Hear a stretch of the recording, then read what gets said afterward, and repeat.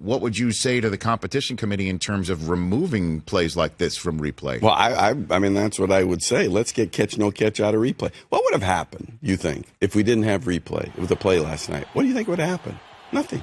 There would have been no touchdown. Jim Nance, Tony Romo, they all thought it was a touchdown. When I saw it the first time, I thought it was a touchdown. So only when we slowed it down, yes, technically, it's by the technical application of the rule, it's an incomplete pass. And I was texting back and forth with Joe Buck last night. You know, we had I don't know if you saw the butt cheek play. Yes, indeed, in Carolina. And one cheek equals 2 feet, you know.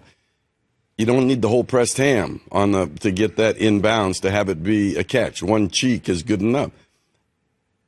Are we becoming too technical in this game and making it hard to watch through replay? You know, 4 stops in the last quarter and a half last night in the Raiders-Cowboy game.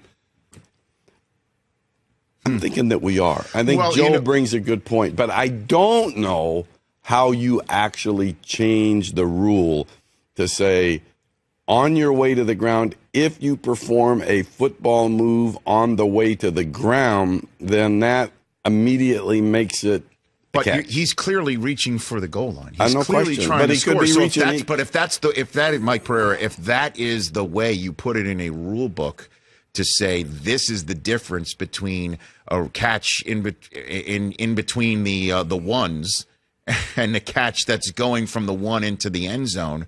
If that is the way that you could change it, because it does look like a catch. Now, you're saying just take catch, not a catch, out of the replay basket, which is another fix on this front, too. Yeah. Now, you know, the other thing, too, is that everybody points out, which I understand. They say if a runner reaches out and breaks the plane, it's a touchdown immediately. Correct. But they have a hard time. He's not a runner. He's not a runner yet. I get it, because he has not completed the process of the catch. Yeah. My answer to that is these guys are getting bigger, stronger, faster, more athletic. The process of the catch, certainly in the case of Des Bryant, was truly a 5-yard span. He's that big, that strong, that athletic to be able to catch, switch hands, and put it trying to get it to the goal line. He should not be penalized for that, and we need to change the rule book based on how much bigger, stronger, faster. We changed the rule book because we can't have the goalpost at the front of the end zone anymore. I mean, because times change.